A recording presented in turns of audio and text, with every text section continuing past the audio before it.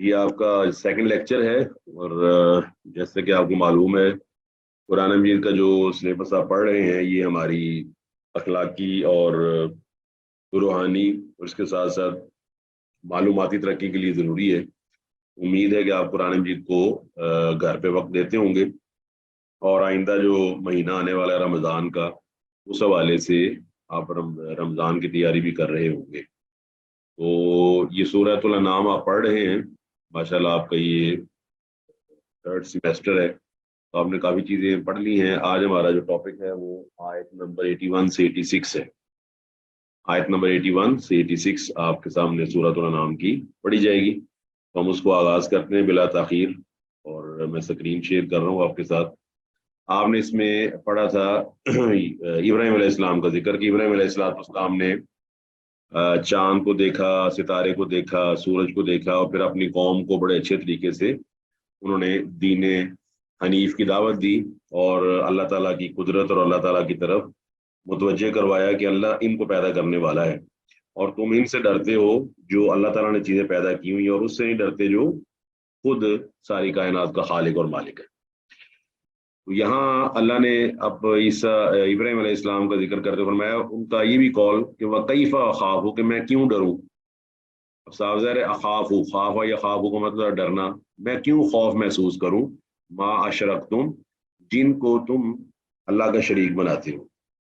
اب یہ بات سمجھنے والی ہے کہ آدمی اگر درخت کو، پتھر کو یا کسی مردہ شخص کو اس حد تک لے جائے کہ اس سے ڈرتا ہو اور درخت سے یا چیزوں سے ڈرتا ہو، بتوں سے ڈرتا ہو، تو اسے کوشچن بڑا سمپل ہے کہ میں کیوں ڈروں ان سے، ولا تخافون جبکہ تم نہیں ڈرتے، انکم اشرکتم باللہ کہ تم اللہ کے ساتھ شرک کر رہے ہو، یعنی کہ شرک کرتے ہوئے تم اللہ تعالیٰ سے نہیں ڈرتے جو ان کو بھی پیدا کرنے والا ہے، تو میں ان سے کیوں ڈروں جو مخلوق ہیں اور اللہ ان کا خالق ہے۔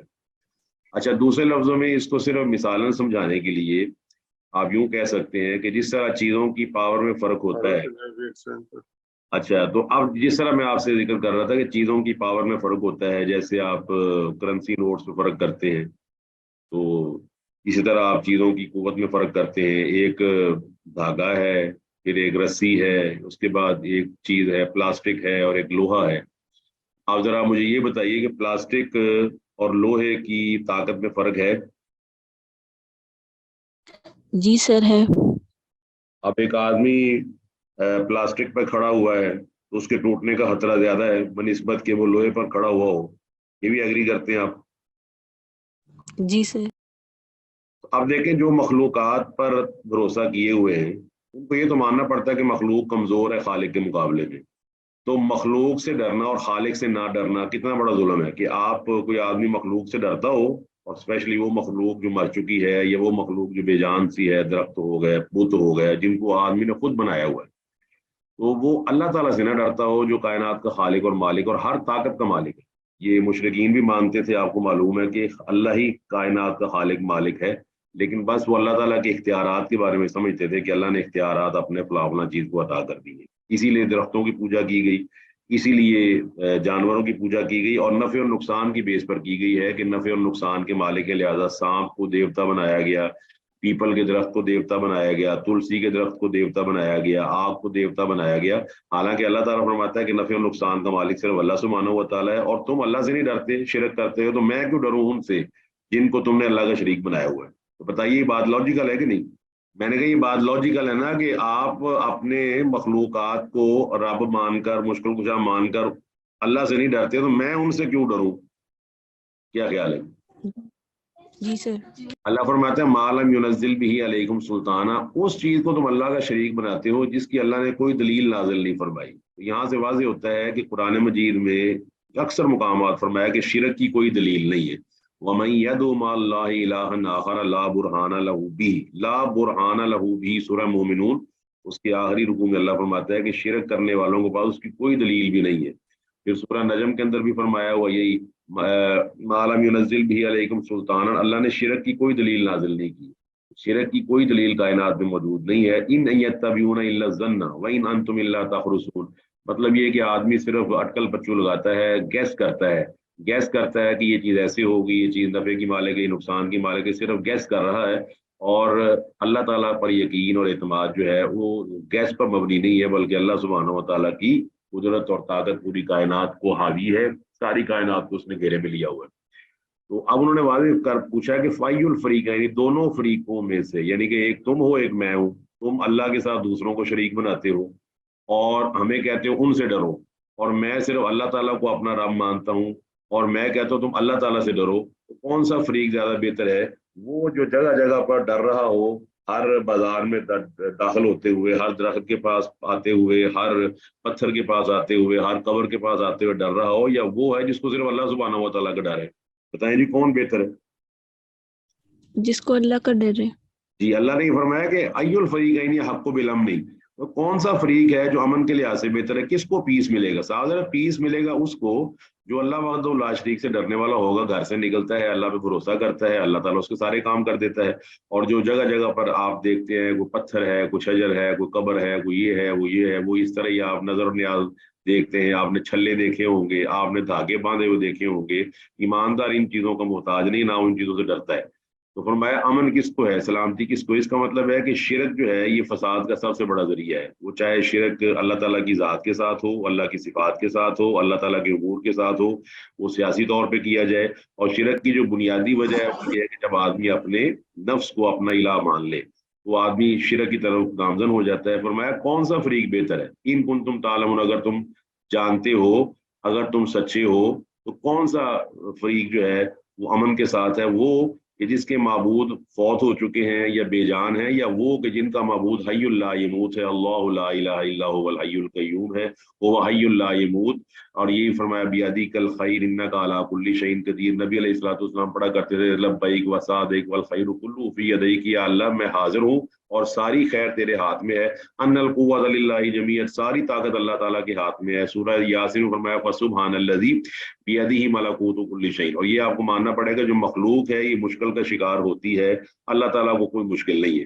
اب یہ ذرا ہم تھوڑا سا کمپیریزن کر لیں، خالق ہے اور ایک مخلوق ہے، مخلوق کس طرح پریشان ہوتی ہے؟ آپ جانتے ہیں تمام مخلوقات کھانا کھاتی ہیں، کیا خیال ہے جی؟ جی سر۔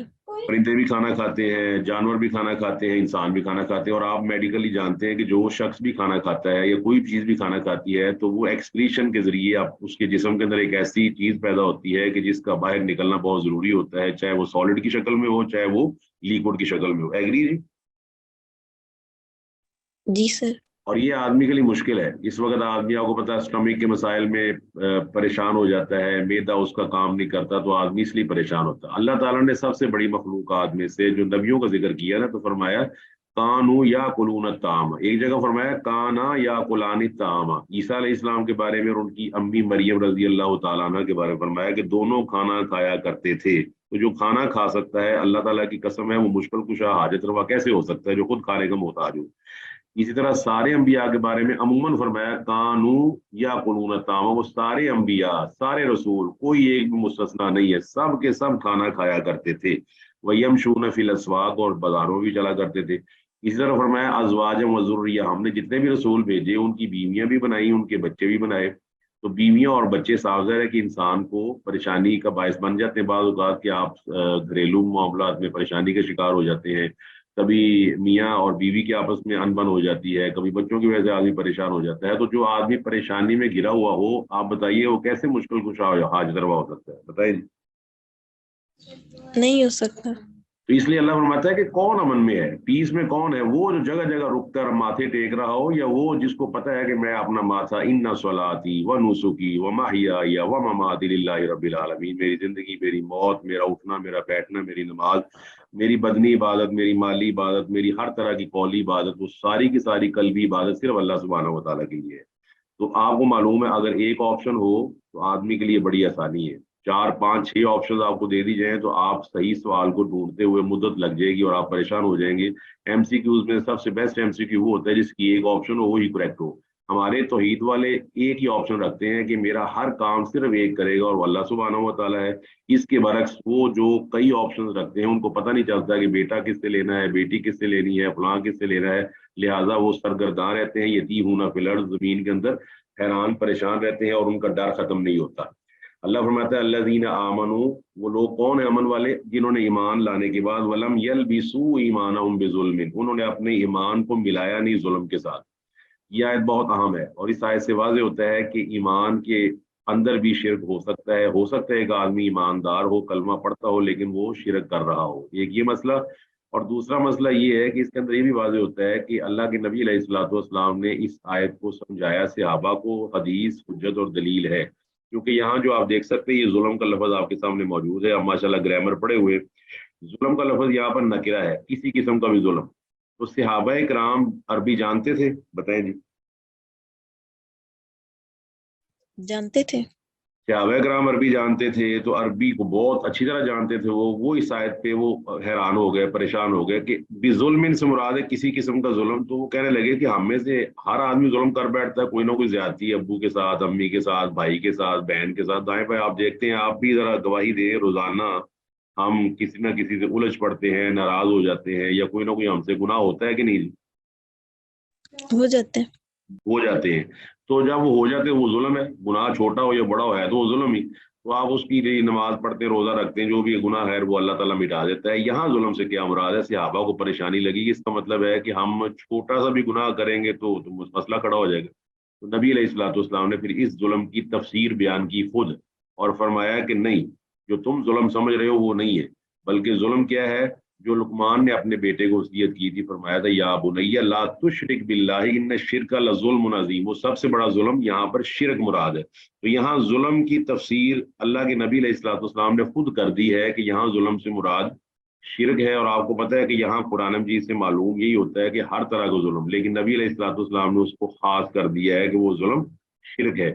یہ آیت نہیں سمجھی جا سکتی جب تک آپ کے پاس بخاری کی یہ حدیث اور سنت نہ ہو۔ اس کا مطلب ہے اگر قرآن مجید حجت اور دلیل ہے تو اللہ کے نبی علیہ الصلوۃ والسلام کا فرمان وہ بھی حجت اور دلیل ہے۔ جہاں قرآن نے ایک چیز کو عموماً بیان کیا ہے، اللہ کے نبی علیہ الصلوۃ والسلام نے اس کو خصوصاً بیان کر دیا۔ اس کو کہتے ہیں اجمال اور تفصیل۔ ایک کوشچن آپ سے میں کرتا ہوں، کاربن، کاربن کے فل سپیلنگ ہوتے ہیں CARBON، کاربن، یہ بہت مشہور ایلیمنٹ ہے کیمسٹری میں، تو اس کا ایٹامک ویٹ 12 ہوتا ہے اور ایٹامک نمبر اس کا 6 ہوتا ہے۔ اچھا، کاربن کو آپ بطور سمبل کیا لکھتے ہیں؟ سی۔ اچھا، اب کیا سی سے کئی اور چیزیں نہیں بنتی؟ جی بتائیں جی، کیا بنتی ہے سر۔ سی سے کسی اور کے نام نہیں بنتے؟ کئی نام ہیں جو سی سے شروع ہوتے ہیں، کئی نام ہیں جو چیزوں کے جو سی سے شروع، کیٹ بھی سی سے شروع ہوتی ہے۔ اب آپ بتائیے کیمسٹری کی بک میں اگر سی لکھا ہو تو آپ اسے کیٹ مراد لیتے ہیں یا کاربن مراد لیتے ہیں؟ کاربن ہی سر۔ کیٹ کیوں نہیں مراد لیتے آپ؟ کیونکہ پتہ ہے، ہمیں پتہ ہے کہ یہاں پر کاربن ہی ہے، یہاں پر ہے۔ تو یہ کس نے بتایا آپ کو؟ سر یہ ہماری بک میں ہے، کلیئر ہے یہ ہمیں۔ اچھا، اس کا مطلب ہے آپ اسی کو تسلیم کرتے ہیں کہ یہاں سی کو کیمسٹ نے، یعنی کیمسٹری والوں نے سی کو بطور کاربن رکھا ہوا ہے، اور اگر ہمیں نہ بتاتے تو ہم نے اس کو کیٹ سمجھ بیٹھنا تھا۔ بالکل ایسے ہی صحابہ کرام کو یہاں ظلم کی سمجھ آئی کہ یہاں سے ہر طرح کا ظلم مراد ہے، تو نبی علیہ الصلوۃ والسلام نے تخصیص کر دی کہ نہیں بھائی، یہاں ظلم سے مراد شرک ہے جو سب سے بڑا ظلم ہے۔ واضح ہوگی نہیں بات؟ جی سر۔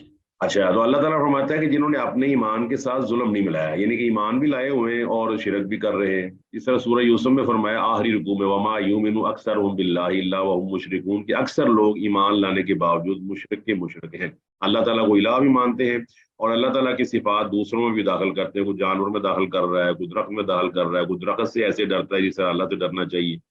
اور اولئک لہم الامن، فرمایا وہ لوگ جنہوں نے اپنے ایمان کو بچا لیا، اس میں شرک کی آمیزش نہیں کی، اولئک لہم الامن، ان کے لیے امن ہے۔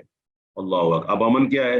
دنیا کے اندر بھی یہ پیسفل ہے، ان کو پیس ہے، ان کی عورتیں محفوظ ہیں، ان کے مرد محفوظ ہیں، اور آپ جانتے ہیں کہ ہمارے ہاں جو یہ جعلی پیری اور فقیری کا نظام ہے، اس کے اندر عورتیں بہت زیادہ اللہ معاف فرمائے شامل ہیں، کہ عورتیں جعلی پیروں کے پاس جاتی ہیں، خاص طور پر خواتین، اور وہ خواتین جن کا عقیدہ یہ ہوتا ہے کہ اللہ کے علاوہ بھی کہیں سے مراد بر آئے گی، تو جب یہ خواتین یا مرد ایسی جگہوں پہ جاتے ہیں تو کئی بار ایسا ہوتا ہے کہ ان کی عزت بھی خراب ہوتی ہے اور ان کا جو ناموس ہے اس کے بھی مسائل پیدا ہوتے ہیں، جبکہ ایک توحید والی خاتون وہ گھر بیٹھے ہوئے رات کو 2-3 بجے اللہ کے سامنے سجدے کر کے وہ ساری چیزیں حاصل کر لیتی ہے جو یہ لوگ در در پر ٹھوکریں کھا کر بھی حاصل نہیں کرتے.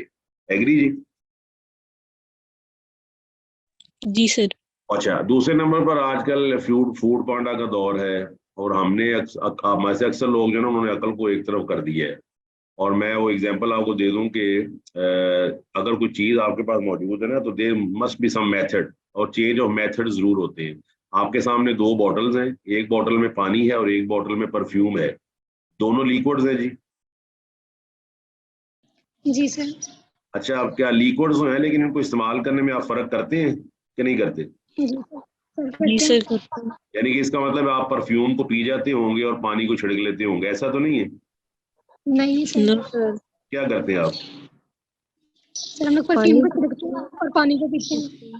آپ پانی کو پیتے ہیں اور پرفیوم کا اپنے اوپر سپرے کرتے ہیں کیونکہ آپ کو پتہ ہے کہ دونوں لیکوڈز ہیں لیکن فرق ہے.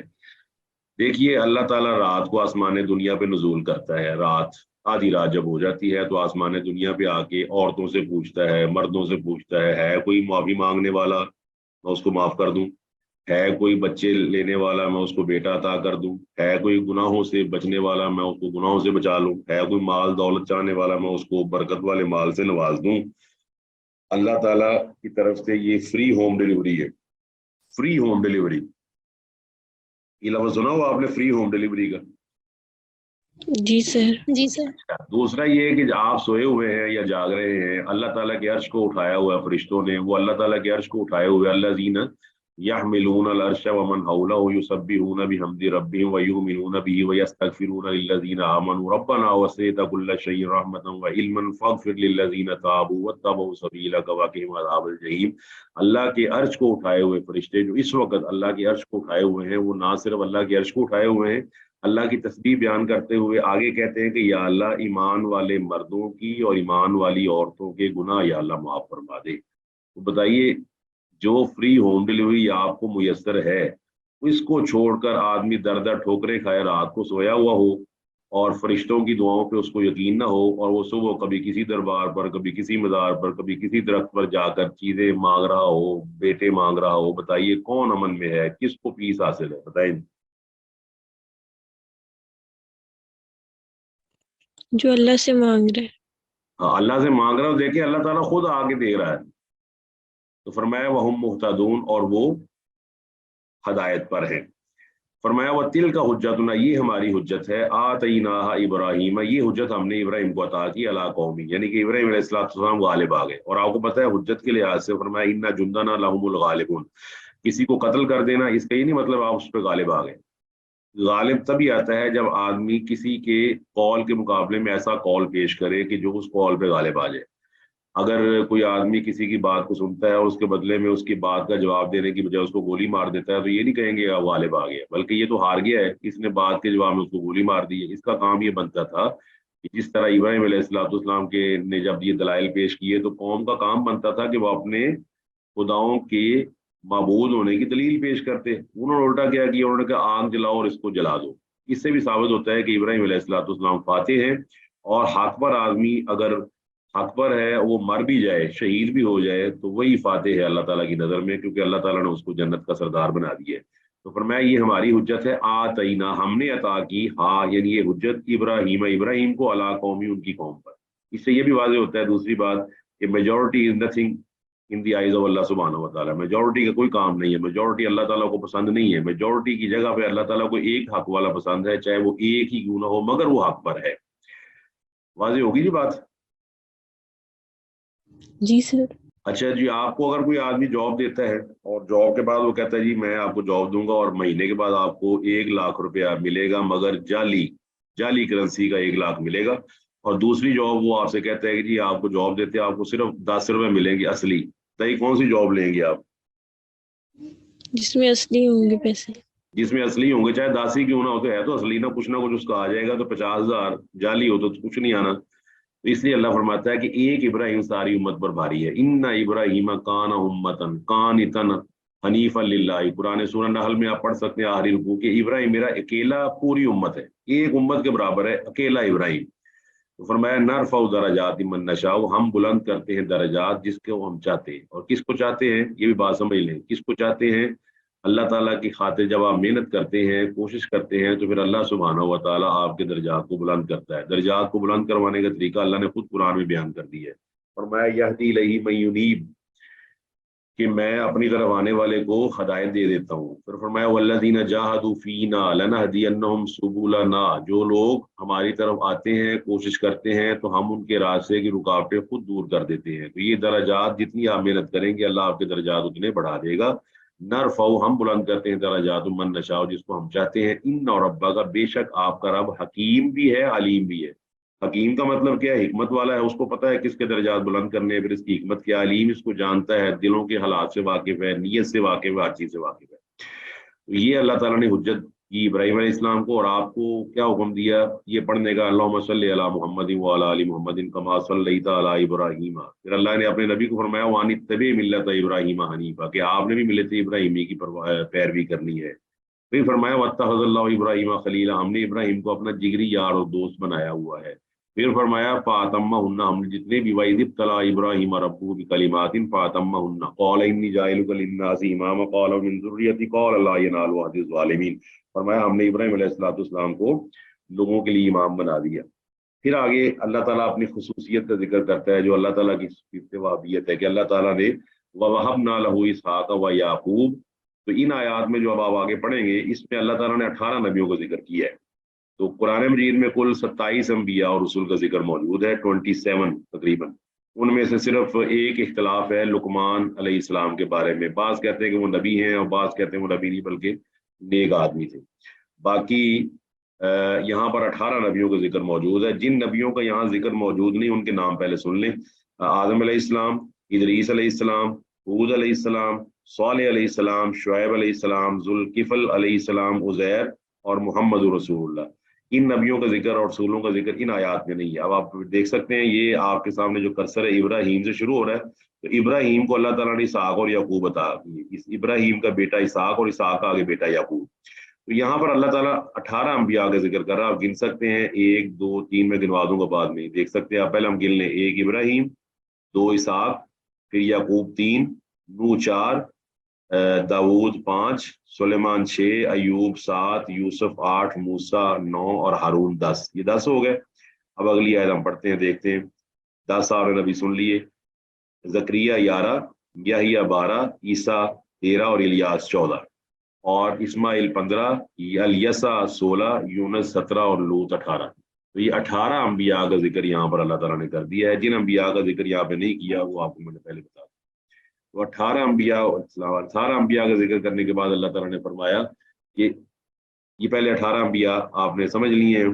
یہ 18 انبیاء یہاں پر سورہ انعام کے اندر موجود ہے.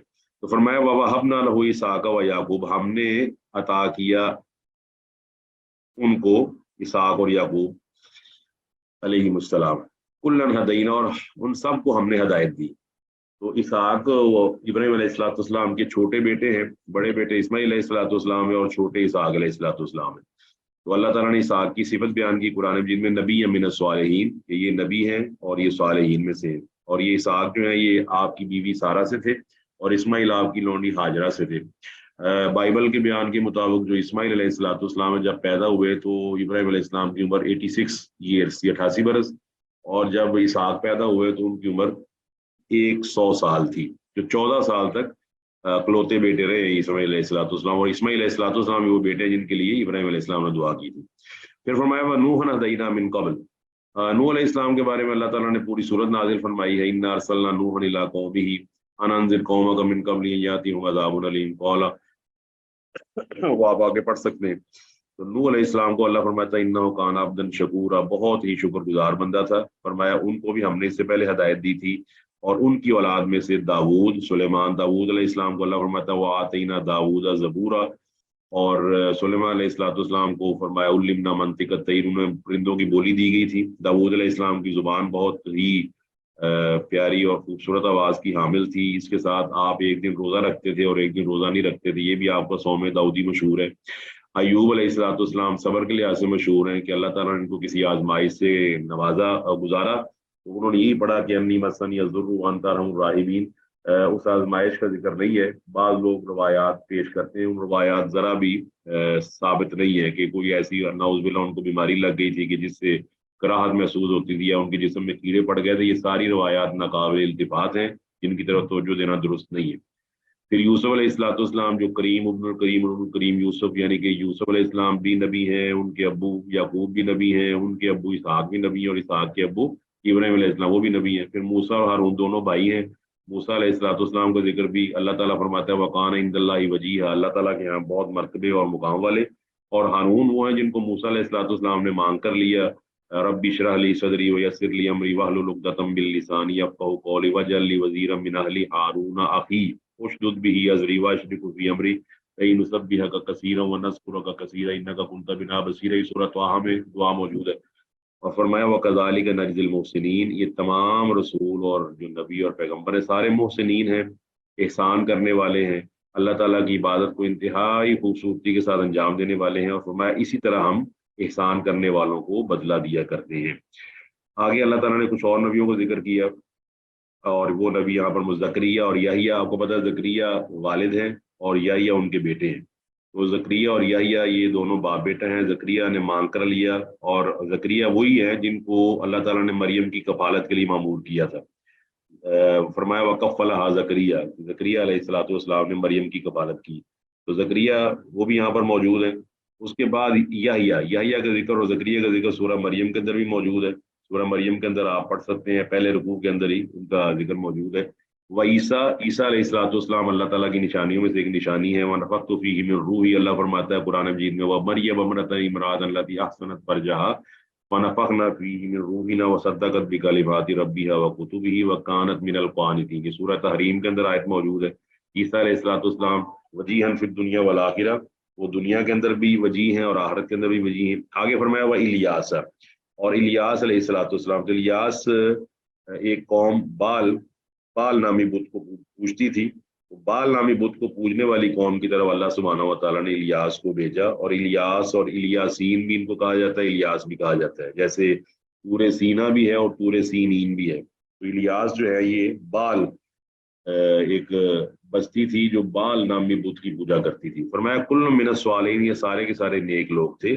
व इस्माइल, और इस्माइल अलैहिस्सलाम जो कि इब्राहीम अलैहिस्सलाम के फर्जंद हैं, और वो फर्जंद हैं जिनको उन्होंने ज़िबा के लिए अल्लाह ताला ने मुंतखब किया। फिर इनकी सिफत है कि फबश्शरनाहु बिगुलामिन हलीम, इंतहाई बुर्दबार, इंतहाई तहम्मुल वाले थे।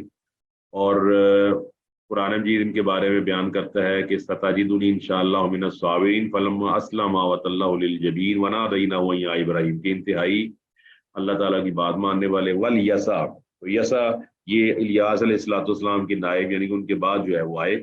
और यूनुस अलैहिस्सलाम मशहूर नबी हैं, और इनके दो नाम कुरान ने और भी बयान किए, एक ज़न्नून और एक साहिबुल हूत। ज़न्नून का मतलब ही मछली वाला, हूत का साहिबुल हूत उसका मतलब ही मछली वाला। आप जानते हैं कि अल्लाह फरमाता है वला तकुन का साहिबिल हूत इज़ नादा व हुवा मक़ज़ूम लौला अन तदारकहु निअमतुम मिन रब्बी लनुबिज़ बिल अराई व हुवा मज़मूम फज्तबाहु रब्बुहु व जअलहु मिनस सालिहीन। ये सूरह कलम के अंदर मौजूद है।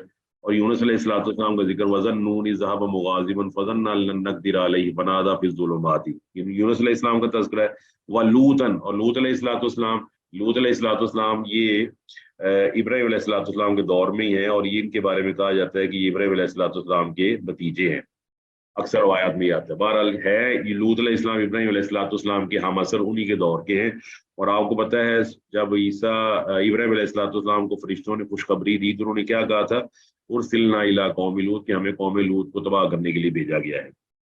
लूत अलैहिस्सलाम की कौम आपको पता है सोडोमी में मुब्तला थी, हम जिन्स परस्ती में। तो अल्लाह ताला ने वैसी सजा उनको दी और उनकी बस्ती को उल्टा दिया। वकुल्लन फज़्ज़लना अलल आलमीन, फरमाया इन सबको हमने आलमीन पर फजीलत अता फरमाई।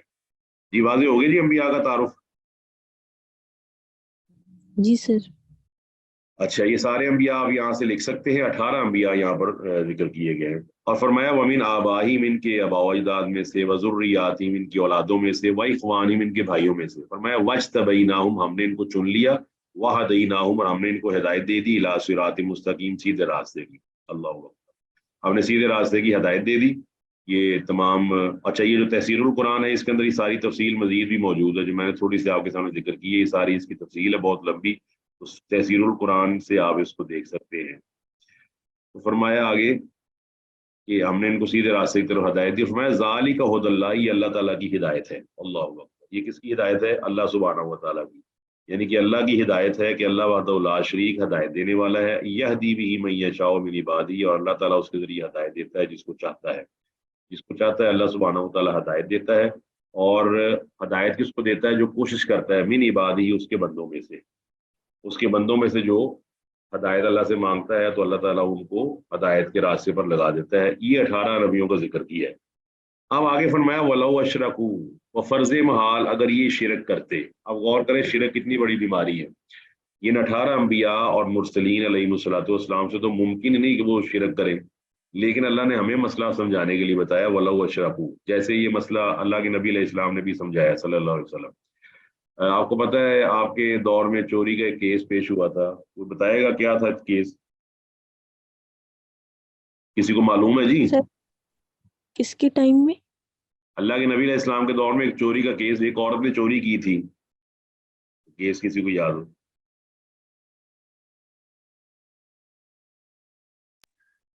ایک عورت نے چوری کی تھی اور اس کی سفارش کے لیے ایک صحابی گئے تھے، تو آپ نے فرمایا کہ اگر میری بیٹی بھی چوری کرتی تو میں اس کا بھی ہاتھ کاٹ دوں۔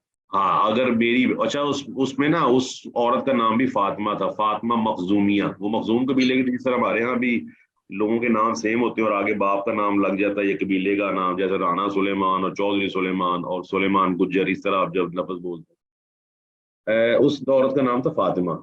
فاطمہ نے کی چوری، لیکن کون سی فاطمہ نے؟ جو فاطمہ مخزومیہ تھی، مخزوم قبیلے کی۔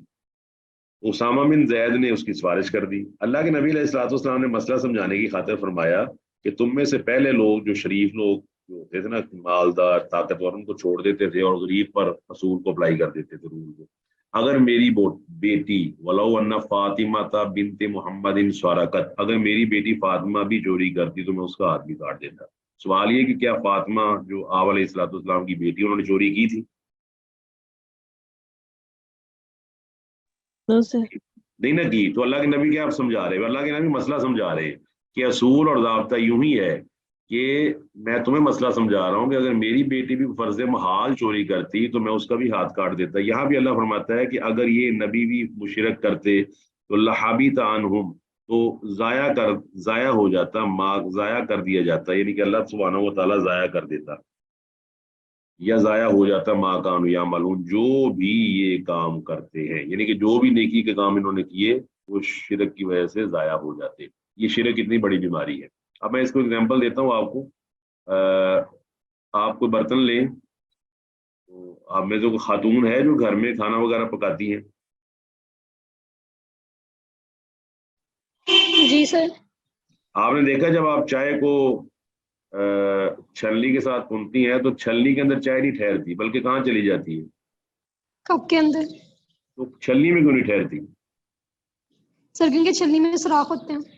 بالکل ایسے ہی جب آدمی شرک کرتا ہے تو سب اس کے عمل ضائع ہو کے نیچے چلے جاتے ہیں، فارغ ہو جاتے ہیں، اس میں نہیں ٹھہرتے، اس کے اندر ایمان نہیں ٹھہرتا، سارے کا سارا نیچے چلا جاتا ہے، کیونکہ سوراخ اس قدر خطرناک ہے کہ وہ ہر طرح کی چیز کو نیچے لے جاتا ہے، وہاں نہیں رہنے دیتا۔ آپ کو یہ ماننی پڑتی ہے بات، بڑی سمپل اگزامپل ہے کہ آپ کسی کو چھلنی میں چائے دے سکتے ہیں؟ نہیں سر۔ تو وجہ کیا ہے اس کی؟ سر کیونکہ اس کے اندر ٹھہرنی ہی نہیں ہے۔ وہ آپ چھلنی میں جب دے کے دیکھیں تو مہمان جو ہے نا وہ آپ سے لڑ پڑے گا، میرے سارے کپڑے آپ نے خراب کر دیے۔ تو اللہ فرماتا ہے قرآن مجید میں کہ وَلَقَدْ أُوحِيَ إِلَيْكَ، غور کریں آیت سورہ زمر کی ہے، وَلَقَدْ أُوحِيَ إِلَيْكَ وَإِلَى الَّذِينَ مِن قَبْلِكَ لَئِنْ أَشْرَكْتَ لَيَحْبَطَنَّ عَمَلُكَ وَلَتَكُونَنَّ مِنَ الْخَاسِرِينَ۔ فرمایا اچھا اللہ کے کتنے نبی آئے ہیں دنیا میں جو عام مشہور ہیں؟ جی 1,24,000۔ ہاں جی، ایک مشہور قول ہے کہ 1,24,000 نبی ہے۔ تو اللہ نے ان تمام نبیوں کو ایک ہی وحی کی۔ کیا وحی کی؟ آپ کو بھی اور آپ سے پہلے جتنے انبیاء آئے، اللہ فرماتا ہے سب کو ایک ہی وحی کی، لائن اشرکتا، اے نبی اگر تو نے شرک کیا بفرض محال تو تیرے عمل بھی یقیناً ضائع ہو جائیں گے۔ تو بتائیے کتنا بڑا جرم ہے یہ شرک۔ سمجھ آگے شرک کی شناعت اور قباحت؟ جی سر۔ یعنی کہ اتنا بڑا ظلم ہے یہ شرک کہ وہ تمام اعمال ضائع ہو جاتے ہیں. تو یہ آیت تو ہے 86 تک تھی. میرا خیال ہے وہ جلدی میں ہم نے 2 اور پڑھ لی. بہرحال ان آیات کی مزید تفصیل انشاءاللہ اگلے اتوار کو بیان ہوگی.